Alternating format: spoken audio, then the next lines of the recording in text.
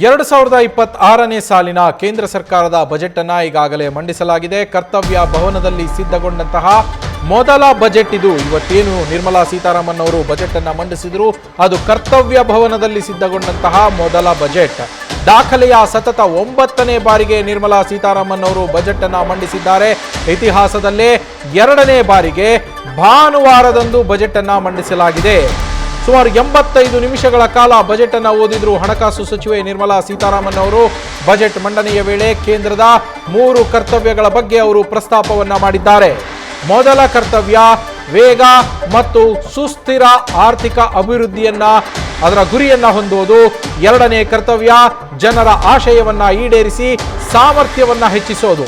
3ನೇ ಕರ್ತವ್ಯ ಪ್ರತಿಯೊಬ್ಬರಿಗೂ ಸಂಪನ್ಮೂಲ ಸೌಲಭ್ಯವನ್ನ ಕೊಡೋದು. ಅಂದ್ರೆ ಸಬ್ಕಾ ಸಾಥ್ ಸಬ್ಕಾ ವಿಕಾಸ್ ಅಡಿಯಲ್ಲಿ ಈ 3ನೇ ಕರ್ತವ್ಯವನ್ನ ಎಲ್ಲರಿಗೂ ಸೌಲಭ್ಯ ಸಂಪನ್ಮೂಲ ಕೊಡುವುದನ್ನ 3ನೇ ಕರ್ತವ್ಯವಾಗಿ ಕೇಂದ್ರ ಸರ್ಕಾರ ಈ ಬಾರಿ ಬಜೆಟ್ನಲ್ಲಿ ಮಂಡನೆ ಮಾಡಿದೆ.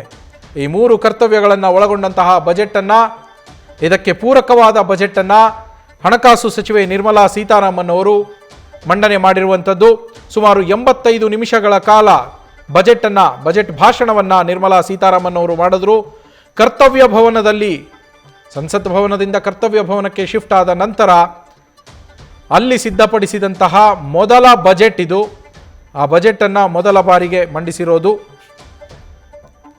ಇನ್ನು ನಿರ್ಮಲಾ ಸೀತಾರಾಮನ್ ಅವರಿಗೆ ಇದು ದಾಖಲೆಯ 9ನೇ ಬಜೆಟ್. ಸತತವಾಗಿ 9ನೇ ಬಜೆಟ್ ಅನ್ನ ನಿರ್ಮಲಾ ಸೀತಾರಾಮನ್ ಅವರು ಮಂಡಿಸಿದ್ದಾರೆ. ಅತಿ ಹೆಚ್ಚು ಬಾರಿ ಕನ್ಸಿಕ್ಯೂಟಿವ್ ಟೈಮ್ಸ್ ಬಜೆಟ್ ಅನ್ನು ಮಂಡನೆ ಮಾಡಿರೋದು, ಅಂದರೆ ಸತತವಾಗಿ ಬಜೆಟ್ ಅನ್ನು ಮಂಡಿಸಿರುವ ದಾಖಲೆ ಈಗ ನಿರ್ಮಲಾ ಸೀತಾರಾಮನ್ ಅವರ ಹೆಸರಲ್ಲಿಯೇ ಇದೆ.